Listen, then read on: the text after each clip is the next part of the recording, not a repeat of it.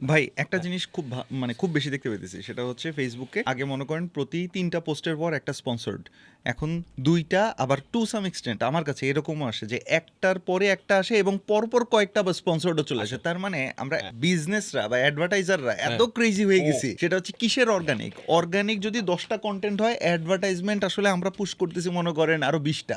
So undoubtedly মার্কেটটা একদম concise হয়ে গিয়ে মানে একদম ভয়ঙ্কর অবস্থা হয়ে যাচ্ছে। হুম। এই জায়গা থেকে তাইলে আপনি বর্তমানে কি কি সলিউশন দিচ্ছেন? সলিউশনের ব্যাপারটা যেটা হইতেছে ভাই সবার আগে মাইন্ডসেট চেঞ্জ করতে হবে। মানে এইটা যে আসলে নরমাল না। এইটা entrepreneurs need to কি বিলিভ এবং এইটা যে সারা জীবন চলবে তা না। মানে এইটা যে চলবে না এইটাও তাদেরকে বুঝতে হবে এবং তাদেরকে দূরদর্শী হইতে হবে এবং তারা যাদের সাথে কাজ করতেছে তাদেরকে আমরা যারা আসি তারা বেশি, বেশি কথা বল। ১ম এ আগে বুঝতে হবে যে দিস ইজ নট নরমাল। তাইলে ভাই আসলে ব্যবসা কি? একটু পড়াশোনা করো যে ব্যবসা আসলে কিভাবে হয়, টিম কিভাবে দাঁড়া করা হয়, সাস্টেইনেবল টিম কিভাবে হয়। তোমার টিমের মধ্যে তোমার একটা চ্যানেল হোক বা একটা মানুষ হোক, সেই যদি সিঙ্গেল পয়েন্ট অফ ফেইলিউর হয়ে যায় তাইলে কি, কি প্রবলেম হইতে পারে। সিঙ্গেল পয়েন্ট অফ ফেইলিউর না হলে যে আমার এসওপি লাগবে অ্যান্ড টিম লাগবে অ্যান্ড স্ট্রাকচার লাগবে সেগুলোতে শিওর হও। না জানলে তুমি যে করছে, যে ধরা খাইছে তার সাথে তুমি আলাপ করো। তারাও যদি না পারে তুমি বাইরের দেশে যারা আছে ইউটিউবিজ ভাই কোনো মেন্টর কোনো কি কিছু লাগবে না। তুমি ইউটিউবে যদি আমরা ঠিকমতো সময় বের করি সেটা সমস্যা যেটা হইতাছে এখানে যেহেতু ইজিলি পাইতেছে মনে করতেছে এটা আসলে কিছু না। নিজে কষ্ট কইরা এই কইরা ২,০০০ টাকা দিতেছে তারপরে আর ওই যে ডোপামিন রিলিজ শেষ হয়ে গেছে কিনা ফেলাইছি কোর্স শেষ এখন আর কিছু নাই